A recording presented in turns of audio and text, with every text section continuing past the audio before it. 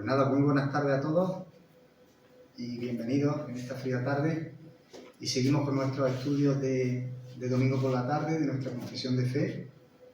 Estamos tocando la doctrina del hombre, la antropología bíblica, y en esta tarde vamos a tratar de desarrollar, con la ayuda de Dios, acerca del tema de la caída, el pecado y la imputación a la posteridad. El pecado original. ¿Vale?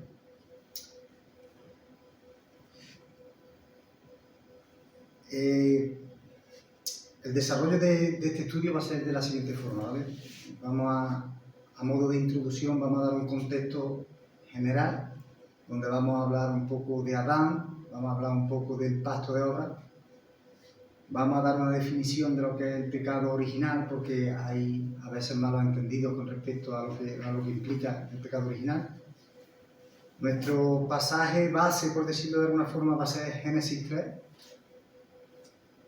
y vamos a tocar las consecuencias inmediatas que ese pasaje produjo en Adán y Eva, y también las consecuencias del pecado original en toda la humanidad, la raza humana. Y como último punto, el Evangelio de Cristo, nuestra única esperanza. ¿Amén? Amén.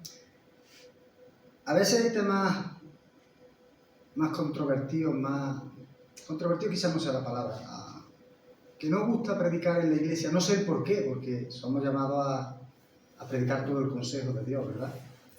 Pero hay veces que gusta más predicar acerca de algún tipo de tema donde recibimos bendición, donde el hombre se sitúa en un estado agradable.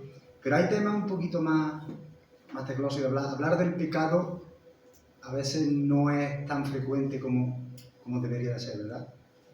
Así que le pedimos al Señor que nos dé gracia en esta tarde y sabiduría, que podamos hacer justicia a su palabra y que el Espíritu tome el control, el Espíritu Santo tome el control de lo que se va a desarrollar aquí.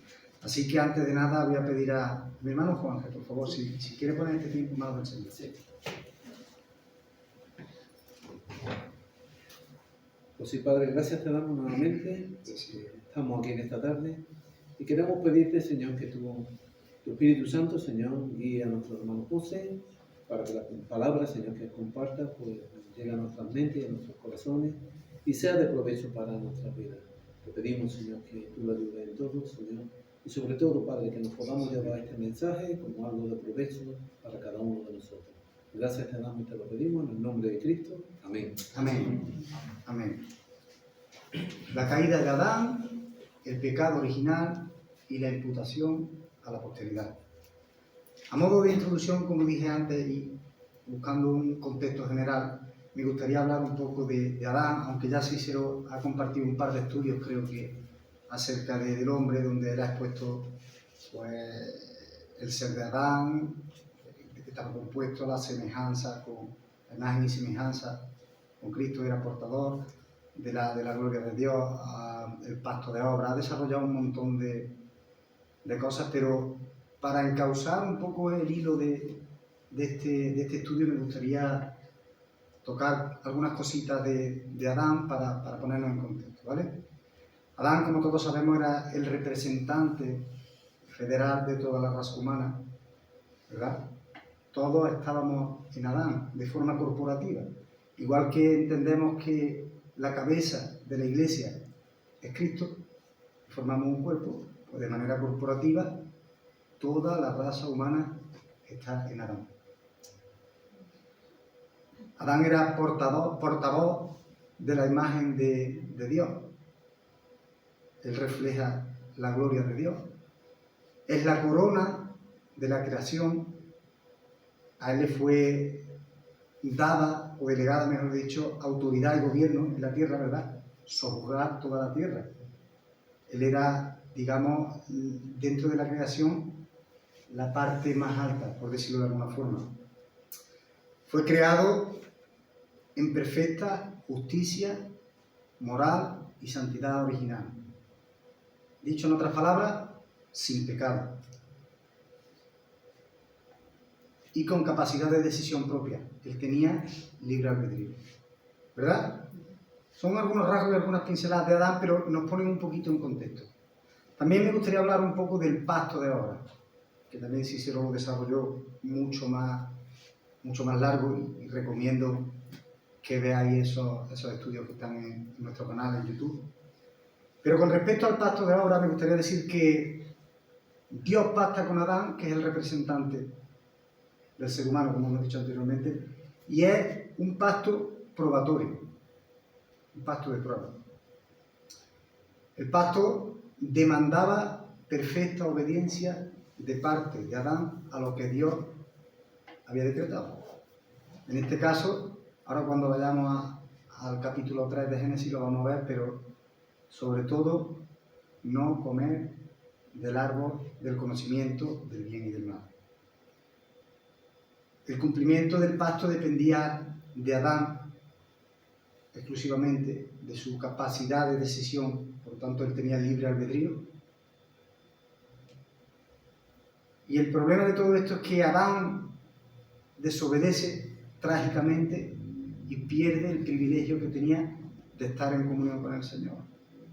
Una vez que entra el pecado, entra la muerte, por tanto, Adán no podía tener comunión con un Dios santo que detesta el pecado. Por tanto, Adán es echado fuera y en ese capítulo 3 veremos las terribles consecuencias que provoca el pecado de Adán, ese pecado. Me gustaría dar una definición de lo que es el pecado original, porque a veces hay malos entendidos con respecto a esa palabra, ¿verdad? Pecado original. Y a veces para definir algo, cuando la definición positiva no es muy clara, a veces definimos de forma negativa diciendo lo que no es y nos da una perspectiva más amplia, ¿verdad? Por tanto, diríamos que el pecado original no se refiere, pecado original tal y como lo entendemos en teología, no se refiere exclusivamente a ese pecado que cometió Adán y Eva en el principio. Es verdad que fue el primer pecado, pero no se refiere exclusivamente a eso. No se refiere a eso. Ni tampoco a la idea católica de que de alguna forma Adán fue creado con algún tipo de defecto y tenía alguna inclinación al pecado. ¿No? Porque vemos que cuando Dios termina la creación, al sexto día dice que todo lo que había creado era bueno en gran manera. ¿Verdad? Entonces, ¿qué podríamos decir que es el pecado original? ¿Cuál es la definición de pecado original? El pecado original se refiere a la consecuencia de ese pecado, de esa falta que cometió, de esa desobediencia que cometió Adán, y sobre todo a la imputación, a lo que transfiere a cada uno de las personas de la raza humana. El pecado de Adán es transferido a todos y cada uno de los seres humanos. Por tanto, el pecado de Adán nos hace culpables y responsables de pecado delante de Dios.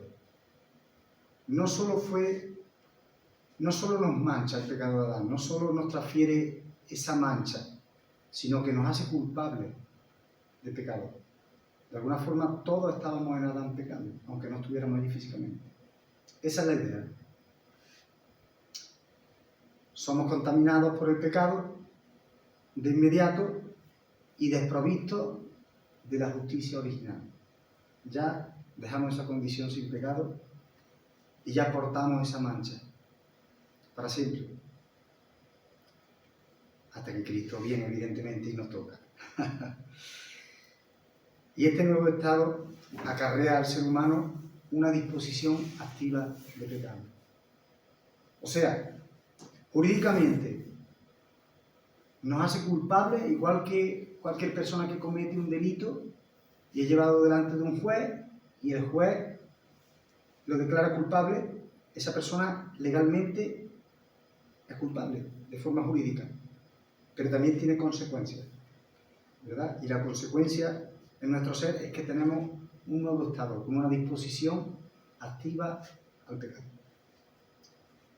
Bien, vamos a pasar al pasaje que tenemos como centro, digamos, de alguna forma, que es Génesis 3. El capítulo entero lo vamos a leer, ¿vale? Y dice así la palabra del Señor. Pero la serpiente era astuta, más que todos los animales del campo que Jehová Dios había hecho, la cual dijo a la mujer: ¿con que Dios ha dicho no comáis de todo árbol del huerto? Y la mujer respondió a la serpiente: del fruto de los árboles del huerto podemos comer, pero del fruto del árbol que está en medio del huerto, dijo Dios, no comeréis de él, ni le tocaréis, para que no muráis. Entonces la serpiente dijo a la mujer: no moriréis.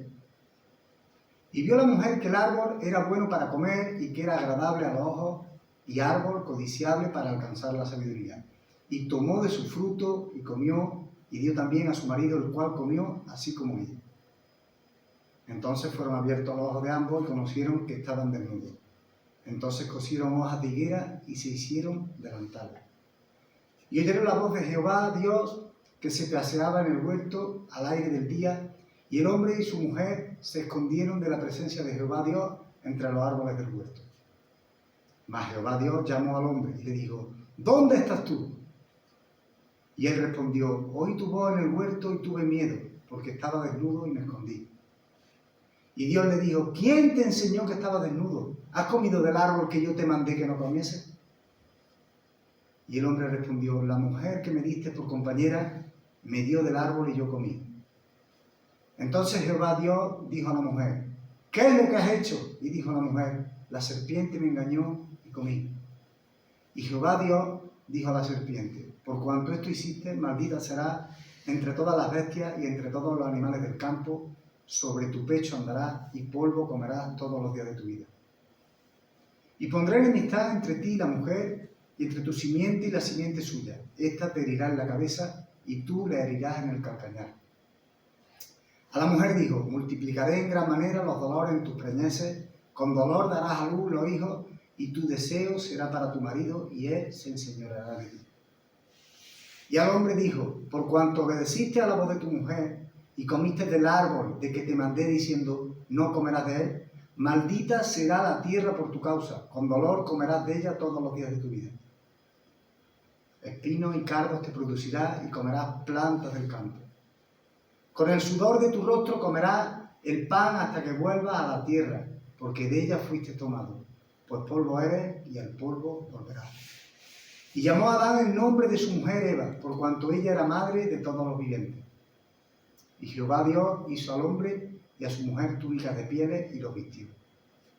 Y dijo Jehová Dios: he aquí el hombre es como uno de nosotros, sabiendo el bien y el mal. Ahora pues, que no alargue su mano y tome también del árbol de la vida, y coma, y viva para siempre. Y lo sacó Jehová del huerto de Edén para que labrase la tierra de que fue tomado. Echó pues fuera al hombre y puso al oriente del huerto de Edén querubines y una espada encendida que se revolvía por todos lados para guardar el camino del árbol de la vida. Amén. Probablemente este capítulo sea el más terrible de toda la Escritura. Aquí comienza nuestra catástrofe. El ser humano cae y de alguna forma atenta contra Dios y es echado del Edén y de su presencia. De vida pasa a muerte. La Biblia, cuando habla de vida, no habla de la vida física ni de la muerte física. Cuando habla de vida se refiere a relación con Dios, a comunión con Dios. Y cuando habla de muerte, pues lo contrario.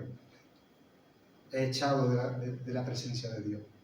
Y no hay cosa más trágica que esa, que no tengamos acceso a la comunión con el Señor. Dieron entrada al pecado inmediatamente y experimentaron cambios en su naturaleza. Eso nos dice el pasaje, ¿verdad? Ellos hicieron caso a la mentira de Satanás y la cambiaron por la verdad del Señor.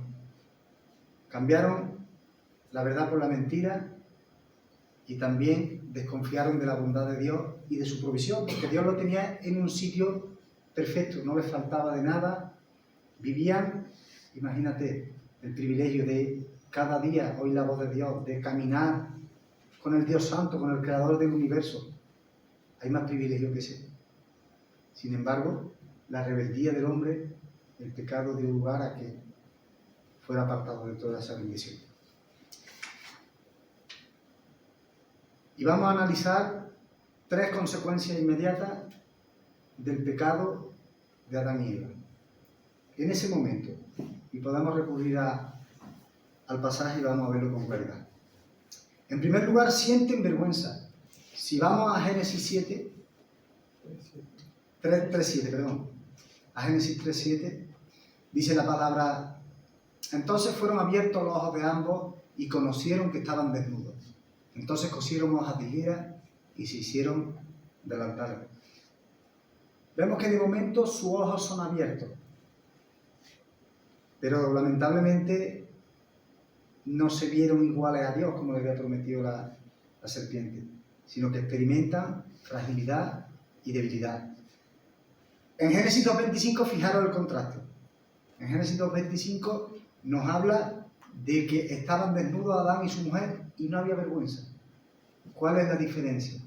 Entonces, que antes estaban en una condición sin pecado y ahora, después de la caída, empiezan a sentir vergüenza. Es una de las consecuencias del pecado. En segundo lugar, sienten desconfianza. Su nuevo estado vulnerable les hace sentir incómodos y desconfiados. Ocultan su desnudez, ¿verdad? Desde este trágico capítulo 3, la confianza del ser humano fue rota. Y así seguimos a día de hoy. La desconfianza es parte del patrón del ser humano. Fijaros que para cualquier acuerdo o para cualquier contrato, cualquier cosa que queramos hacer, necesitamos la firma de uno y la firma de otro delante de una autoridad competente, ¿verdad? ¿Acaso no es eso señal de desconfianza? ¿Verdad? Incluso en nosotros mismos no podemos confiar. ¿Quién no ha visto que en su vida, en algún momento determinado, ha hecho cosas que eran impensables? ¿Verdad? Ni nosotros mismos pensábamos que teníamos la capacidad de hacer eso. Sin embargo, así es. Hay desconfianza total. Y en tercer lugar, sienten temor. En Génesis 3:8 dice: y oyeron la voz de Jehová Dios que se paseaba en el huerto al aire del día, y el hombre y su mujer se escondieron de la presencia de Jehová Dios entre los árboles del huerto. Este temor que ellos sienten no es ese temor reverente, ni es el principio de la sabiduría, ¿verdad? Dice la palabra que el principio de la sabiduría es el temor de Dios. Ese no fue el temor que ellos experimentaron, ni fue el temor en cuanto a obediencia a un Dios santo, a un reconocimiento, no van por ahí los tiros. El temor que ellos sienten es un temor de culpabilidad. Ellos se sienten culpables delante de Dios y tienden a ocultarse y a alejarse. Eso es lo que provoca el temor en una naturaleza caída, en una naturaleza pecaminosa. La voz de Dios, que antes era una voz agradable, era una voz deleitosa para ellos, en ese momento pasa a ser una voz que no era agradable, era una voz de juicio. Le dice: ¿dónde estás tú? Y ella le dice: ¿qué es lo que has hecho? ¿Acaso desobedeciste el mandato? Ahora la voz de Dios se torna en juicio. Y no es que Dios no supiera lo que habían hecho, evidentemente que lo sabía. Dios es omnisciente. Pero a modo de juicio les habla. En resumen, el pecado produce en ellos una conciencia de culpabilidad. Sienten vergüenza, desconfianza, temor y culpa. Esas son las consecuencias inmediatas del pecado en Adán y en Eva. Y ahora vamos a pasar a analizar las consecuencias de la caída en la raza humana, lo que se conoce como la universalidad de la imputación de esa caída a la posteridad en teología, ¿vale? El diagnóstico que hace la Biblia al respecto. En esta sociedad de hoy en día, la gente piensa que el ser humano está en el apogeo, su máximo apogeo, que somos autosuficientes, que no necesitamos a Dios para nada, que somos independientes, que con un buen sistema educativo, con buenos gobernantes, el ser humano puede solucionar su problema. Pero lamentablemente no es así, en ningún momento. Podemos ver que todo sigue igual. En pleno siglo XXI sigue habiendo guerra, racismo, desigualdad, hambre, tiranos gobernando, etcétera, etcétera, etcétera. Como decía Salomón, nada nuevo bajo el sol, ¿verdad? El problema del ser humano es que no reconoce su incapacidad. No tiene capacidad para arrepentirse. Sabemos que una de las partes básicas del arrepentimiento es reconocimiento de culpa. Sin reconocimiento de culpa no puede haber arrepentimiento. Pero debido a esta naturaleza de pecado, el ser humano no es capaz de reconocer. No es capaz de reconocer. Y tampoco reconoce la necesidad de un libertador que lo libere de esa condición que tiene, de esa esclavitud al pecado. Por tanto, el panorama es bastante oscuro. Vamos a ver qué dice la Biblia al respecto. Me encanta cómo lo enfoca este tema Thomas Watson, que es un puritano. No sé si sabéis que me encantan los puritanos. Y es una de las fuentes que siempre me gusta visitar cuando tengo que preparar algún tema. Y me gusta mucho cómo él enfoca todo esto. Él lo enfoca haciendo una pregunta, y la pregunta es la siguiente. ¿En qué consiste la desgracia del hombre por la caída? ¿En qué consiste la desgracia del hombre por la caída? Y ahora vamos a ver el diagnóstico. A ver qué dice el doctor, ¿verdad? Cuando tenemos alguna enfermedad, vamos al médico y lo que pedimos es que, si es un buen médico, que sea sincero y que nos dé un diagnóstico certero, que no sea el típico médico que te receta siempre los mismos fármacos, da igual con el síntoma que vaya. Un buen médico analiza la situación, diagnostica y luego te manda lo que necesitas, ¿no? Pues vamos a ver qué nos dice la palabra del Señor. Este es el diagnóstico. Toda la humanidad perdió por su caída la comunión con Dios. Está bajo su ira y maldición, expuesta a todas las desdichas de esta vida, a la muerte misma y a los sufrimientos del infierno para siempre. ¿Cómo?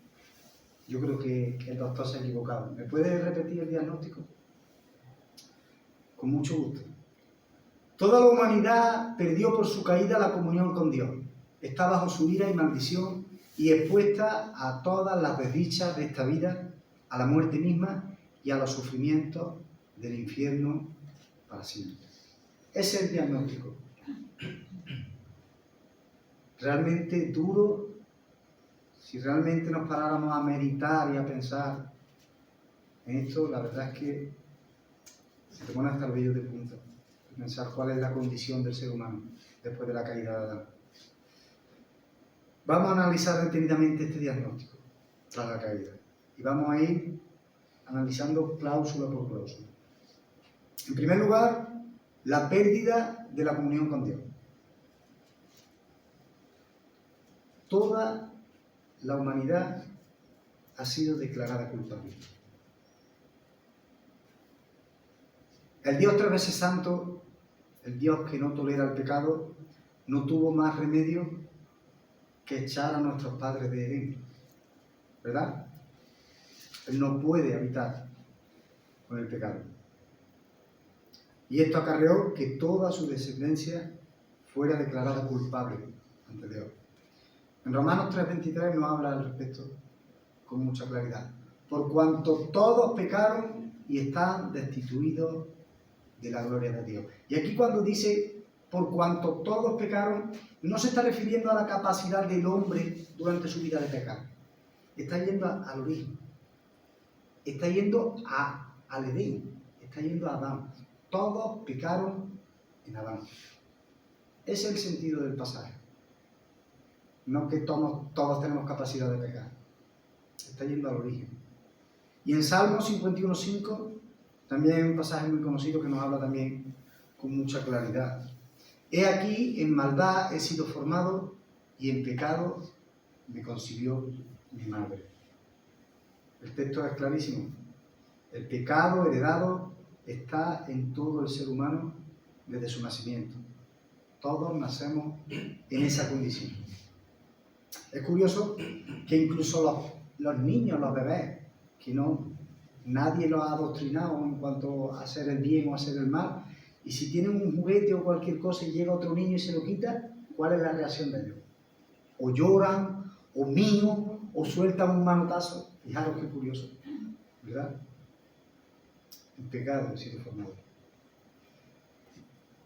En conclusión, podríamos decir que todo ser humano desde su nacimiento posee una naturaleza de pecado, que gobierna todo su ser. Esto en teología se denomina depravación total o corrupción radical, sería el término. La palabra no suena muy bonita, de hecho hay muchas personas que no les gusta esa palabra, pero creo que es porque hay una mala comprensión de lo que quiere decir la depravación total. Depravación total no quiere decir que el hombre es tan malo como podría llegar a ser. No quiere decir que pequemos al extremo de nuestras posibilidades. Lo que quiere decir es que el pecado ha afectado la totalidad del hombre desde el origen, desde la raíz. Por eso es pecado original, no se refiere al pecado en sí de Adán, sino el pecado que afecta a la raíz, que afecta al corazón, que afecta a todo el ser. Esto produce que todas nuestras capacidades y todas nuestras facultades estén afectadas por dicho pecado. Nuestros afectos, nuestras emociones, nuestros pensamientos, incluso nuestra voluntad está afectada por esa naturaleza caída. ¿Verdad? No quiero decir con esto que el hombre no tenga capacidad de hacer buenas obras. De hecho, vemos personas que socialmente tienen una buena conducta, que donan a los hospitales o que, no sé, cualquier buena obra que podamos, de verdad. Pero el enfoque es que ninguna de esas obras glorifica al Señor. ¿Por qué? Pero bueno, si es una buena obra, ¿por qué no la glorifica? Porque en el corazón no va el deseo de agradar a Dios. Porque el ser humano caído no tiene capacidad para agradar a Dios. Porque está muerto espiritualmente. Muerto en delitos y pecados. Esa es la idea. ¿Se está entendiendo más o menos?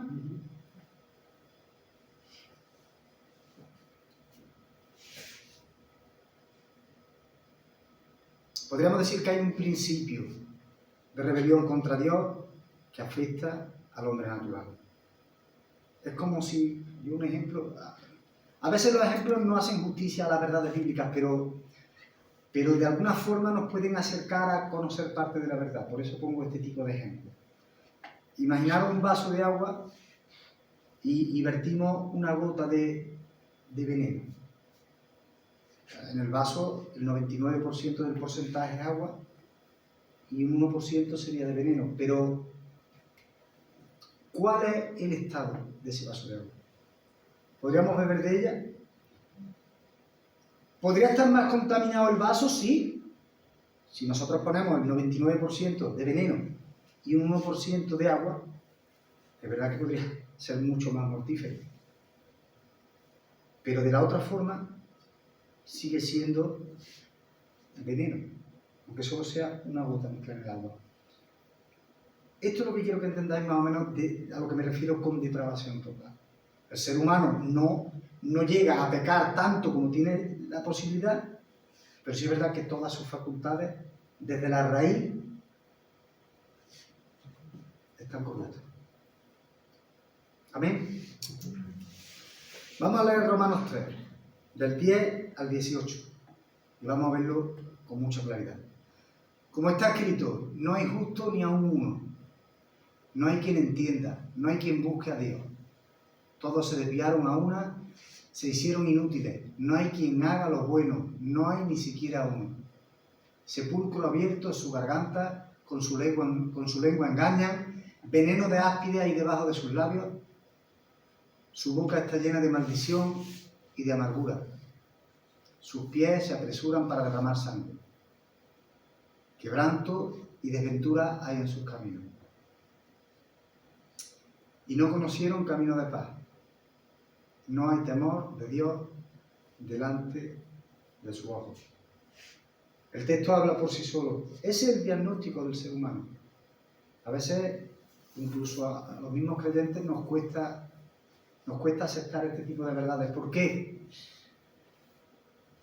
Porque atenta de alguna forma a nuestro orgullo. Aunque hemos sido redimidos por el Señor, pero todavía hay un remanente de pecado y se levanta esta expresión de orgullo. Y a veces hay personas que no aceptan este tipo de verdades, pero la Biblia en ese sentido es clara y categórica. Ni un miembro de su ser deja de estar impregnado por el pecado. Isaías 1, del 4 al 6, también nos habla al respecto con bastante claridad. Oh gente pecadora, pueblo cargado de maldad, generación de malignos, hijos depravados, dejaron a Jehová, provocaron a ira al Santo de Israel, se volvieron atrás. ¿Por qué querréis ser castigados aún? Todavía os revelaréis, toda cabeza está enferma y todo corazón doliente. Desde la planta del pie hasta la cabeza no hay en él cosa sana, sino herida, hinchazón y podrida llaga. No están curadas, ni vendadas, ni suavizadas con aceite. Desde los pies a la cabeza, dice Isaías. Aunque se está refiriendo a Israel, pero de alguna forma hay un paralelismo entre Israel y la Iglesia y el mundo, sobre todo el mundo. ¿Verdad? Entonces, en primer lugar, perdemos la comunión con Dios. El segundo punto que vamos a analizar es que estamos bajo el poder de Satanás y somos esclavos del pecado. La decisión de Adán y Eva de hacer caso a Satanás nos convirtió en sus esclavos. Dejamos de un lado a Dios y nos hicimos servidores del pecado de Satanás. Y ahora nuestra naturaleza está bajo su influencia y su control. Nuestro problema no es externo. Hoy en día los psicólogos, vas a un psicólogo y le muestras tu problemática y siempre alude a problemas externos, a una infancia difícil, la culpa la tuvo fulano, pero nunca te dicen que la culpa es tuya. Sin embargo, la Biblia habla muy claramente, el problema es interno.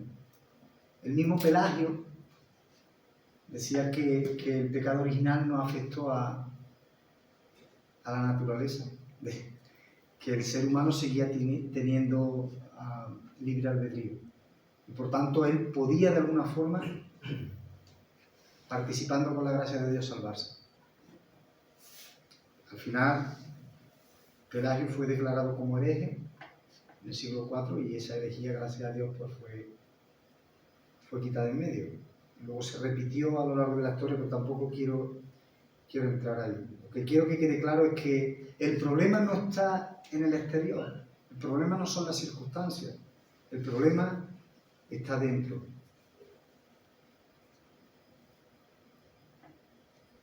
Esto funciona de la siguiente forma. Nuestra naturaleza es una naturaleza caída, una naturaleza que ha sido afectada por el pecado. Nuestra naturaleza gobierna nuestra voluntad y aunque el ser humano pueda tener de alguna forma libertad de decisión, por llamarlo de alguna forma, siempre está influenciado bajo esa naturaleza. La naturaleza afecta a la voluntad y la voluntad afecta a lo que nosotros hacemos. Por tanto, no somos libres. Somos esclavos de nuestra naturaleza de pecado. Somos esclavos del pecado. No sé si se me entiende. ¿Se me entiende? Amén. Amén. Mateo 15, del 17 al 20. Por favor, Luis. ¿No entendéis que todo lo que entra en la boca va al vientre y es echado en la letrina? Pero lo que sale de la boca, del corazón sale, y esto contamina al hombre. Porque del corazón salen los malos pensamientos, los homicidios, los adulterios, las fornicaciones, los hurtos, los falsos testimonios y la blasfemia. Estas cosas son las que contaminan al hombre, pero el comer con las manos sin lavar no contamina al hombre. No se trata de lo externo. El problema es que el pecado mora en nosotros. El pecado mora en nosotros.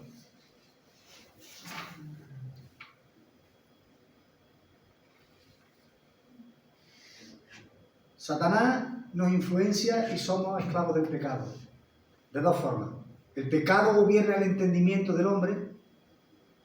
Fijaros que si Satanás tuvo capacidad de engañar a nuestros padres, que estaban sin pecado, en una condición de justicia original perfecta, ¿cuánto más al ser humano caído? Efesios 4:18, por favor, Luis. Voy a tocar muchos pasajes porque cada verdad que aquí vamos a tratar de exponer tiene que estar respaldada con... que no sea solo lo que yo hablo, sino que traiga el respaldo bíblico. ¿Amén? Efesios 4:18. Teniendo el entendimiento entenebrecido, ajeno de la vida de Dios por la ignorancia que en ellos hay, por la dureza de su corazón. Y en segundo lugar, el pecado gobierna la voluntad humana. Hemos visto que gobierna el entendimiento y también la voluntad. Aunque el diablo no puede forzar la voluntad del ser humano, porque Dios no le da permiso para eso, pero sí puede tentarlo. Juan 8:44, por favor. Vosotros sois de vuestro padre el diablo y los deseos de vuestro padre queréis hacer. Él ha sido homicida desde el principio y no ha permanecido en la verdad, porque no hay verdad en él. Cuando habla mentira, de lo suyo habla, porque es mentiroso y padre de mentira. Nos tienta. Él es padre de mentira y sabe de qué forma, cómo tocar las teclas, cómo mover el oído para tentarnos. Y la tentación, evidentemente, hace que el ser humano quebrante la ley de Dios. Esta tarde se me venía una ilustración que, aunque no viene mucho al caso, pero yo creo que puede ser válida. La temática sería taurina, ¿verdad? Cuando el toro bravo nace con una naturaleza que cuando el torero le echa el capote, sí o sí va a embestir, ¿verdad? Pues la naturaleza caída del ser humano está propensa a esas tentaciones. Y en el momento que el diablo nos tienta, sin Dios, irremisiblemente caemos en pecado. No podemos, no tenemos herramientas para resistir esa tentación. Efesios 2:3, por favor. Entre los cuales también todos nosotros vivimos en otro tiempo, está hablando Pablo, en los deseos de nuestra carne, haciendo la voluntad de la carne y de los pensamientos, y éramos por naturaleza hijos de ira, lo mismo que los demás. Nuestros deseos eran para la carne, para el ser caído, para el viejo hombre que mora en nosotros. Es otra forma también de llamar a nuestra naturaleza caída. El tercer punto es que el ser humano es heredero de la ira de Dios. Estamos bajo la ira de Dios. La caída nos hace culpables y esto nos convierte en enemigos de Dios. Ya no gozamos de su favor de manera salvífica en cuanto a comunión. No podemos tener comunión. El ser humano no puede tener comunión con Dios a menos que esté en Cristo, ¿verdad?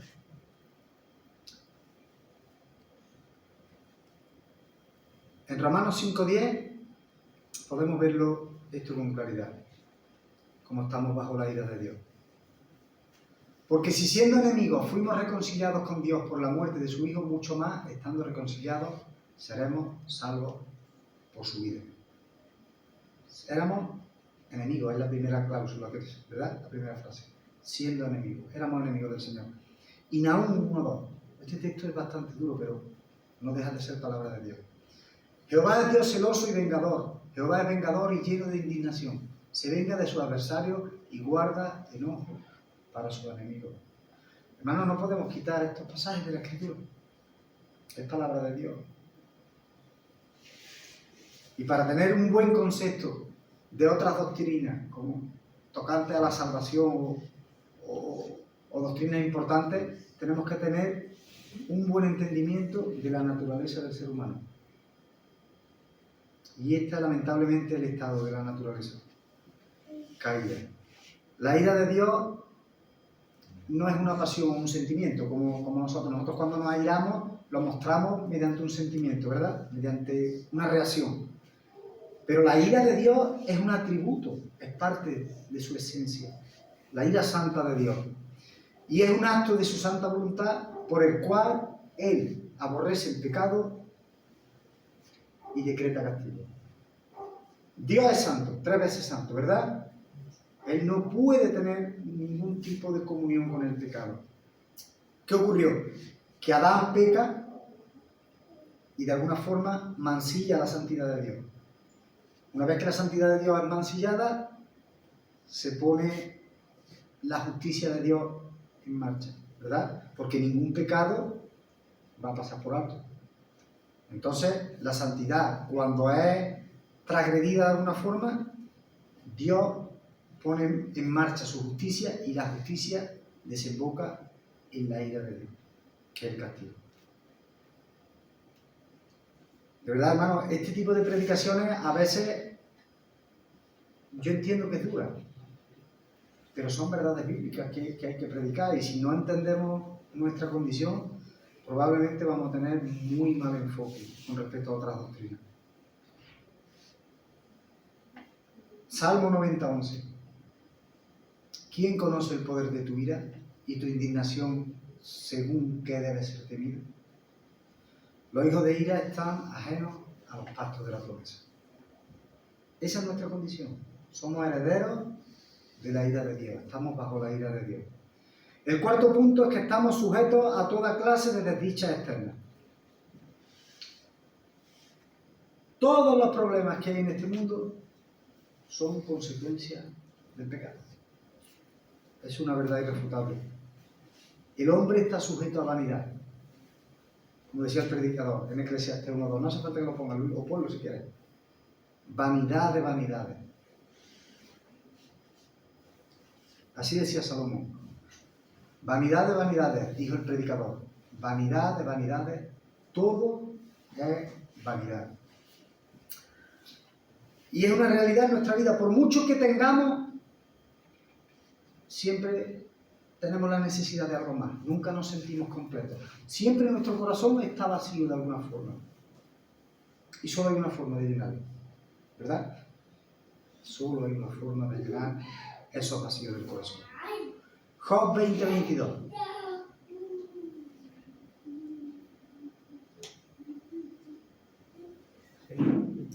Sí.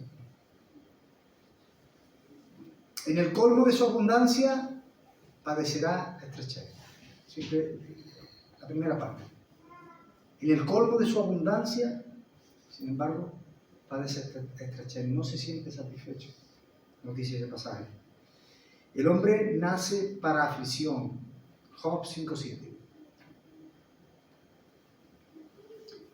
Pero como las chispas se levantan para volar por el aire, así el hombre nace para la aflicción. Incluso este pasaje no viene, pero esta tarde meditando y retocando cosas, me venía a la mente Juan 16:33, cuando nuestro Señor Jesucristo nos dice: en el mundo tendréis aflicción.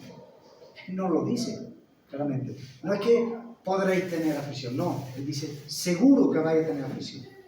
Y es verdad que tenemos, y muchas, no pocas. Pero la segunda parte del pasaje nos da la salida. Pero confiad, yo he vencido al mundo. Pero vamos a tener muchas aflicciones. Y me gustaría ahora soltar una serie de preguntas, no para que me contestéis, sino para reflexionar un poco acerca de todo esto. ¿De dónde vienen nuestros miedos? ¿De dónde vienen tus miedos? ¿De dónde nuestras esperanzas frustradas? ¿Por qué la tierra sigue llena de violencia?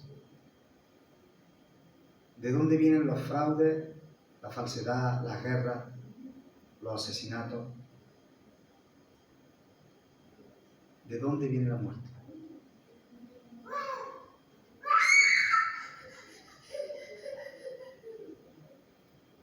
Romanos 5:12.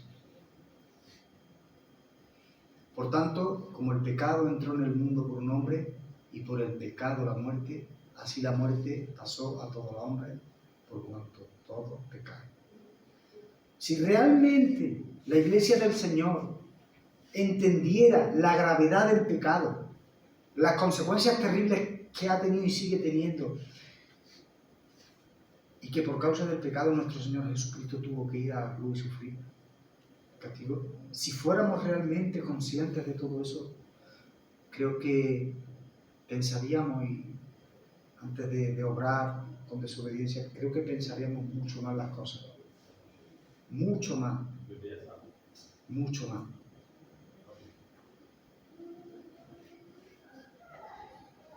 La solución para salir de ese estado de esclavitud no está en el hombre. El hombre es incapaz. Incapaz. Debe de reconocer en primer lugar su estado lamentable. El quinto punto es que el pecado original sin arrepentimiento nos expone al infierno y a la condenación. Esta es la muerte segunda, dice Apocalipsis 20:14. Y la muerte y el Hades fueron lanzados al lago de fuego. Esta es la muerte segunda. Y tiene dos aspectos, a saber, en primer lugar, un castigo de pérdida. En primer lugar, el alma es expulsada de la presencia de Dios, como pasó con Adán, donde está la plenitud de la vida y de gozo. ¿Habrá mayor tragedia que esa? Y en segundo lugar, es un castigo eterno. El pecador, aunque no quiera reconocerlo, tiene una sensación interna de temor que reconoce que hay un lugar de castigo para los malvados y otro de gloria para los redimidos. El ser humano caído, aunque ha perdido parte de la imagen de Dios, pero no ha perdido totalmente la imagen de Dios, sigue teniendo facultades, que son imagen y semejanza, aunque todas están deterioradas, por llamarlo de alguna forma. Fijaros que es curioso que cuando Dios crea al ser humano, a día de hoy hay razas o hay civilizaciones que no están relacionadas con la civilización, por decirlo de alguna forma, ¿verdad? En el Amazonas, perdidos, no tienen relación. Sin embargo, en su instinto está el buscar adorar algo. ¿Quién creéis que pone eso? En los corazones de personas que no conocen de Cristo, no tienen internet, no conocen la Biblia. ¿Quién pone eso en el ser humano? Pues de la misma forma, Dios pone esas sensaciones de que hay un cielo y un infierno. Y la Biblia es muy clara en ese sentido. Juan 3:36, por favor. El que cree en el Hijo tiene vida eterna, pero el que rehúsa creer en el Hijo no verá la vida, sino que la ira de Dios está sobre él. Y Marcos 9:43-44. Cualquiera que... si tu mano... ¿Perdón? ¿43-44 o 42-44? No, 43-44. Si tu mano te fuera ocasión de caer, córtala. Mejor te es entrar en la vida manco que teniendo dos manos ir al infierno, al fuego que no puede ser apagado. No te preocupes, con eso tenemos más que de sobra. Hay incluso personas que se consideran creyentes y que tienen una teología liberal y que creen que el infierno no existe, ¿sí? No es un lugar, por llamarlo, no sería esa la palabra, sino El infierno es un lugar de tormento. Y ellos dicen que no, que eso no existe. Que es una forma de ilustrar para que nuestra moral sea... Fijaros hasta qué punto estamos desviados. La palabra habla bien claro. El infierno existe, evidentemente. Y todo aquel que muera sin Cristo, lamentablemente, tiene condenación eterna. En el castigo eterno Dios manifiesta su justicia y no habrá misericordia. Apocalipsis 9:6. Y en aquellos días los hombres buscarán la muerte, pero no la hallarán, y ansiarán morir, pero la muerte huirá de ellos. No se les permitirá morir. Será un tormento y un castigo eterno. Terrible, terrible. Y Apocalipsis 14:11. Y el humo de su tormento sube por los siglos de los siglos, y no tienen reposo de día ni de noche los que adoran a la bestia y a su imagen, ni nadie que reciba la marca de su nombre. Esa es la realidad del estado del hombre sin Dios. Por eso hay necesidad de predicar el Evangelio. Claro que hay mucha necesidad de predicar el Evangelio. A las personas que me están escuchando por redes sociales, yo les preguntaría si se han planteado una pregunta. Si en el día de hoy muriera, ¿dónde iría tu alma? Es una pregunta existencial, es una pregunta que el ser humano no debería de dejar de preguntarse a diario, debería de ser una pregunta que nos preocupase. Sin embargo, a día de hoy no echan ni cuenta al respecto. ¿Dónde iría tu alma si muriera?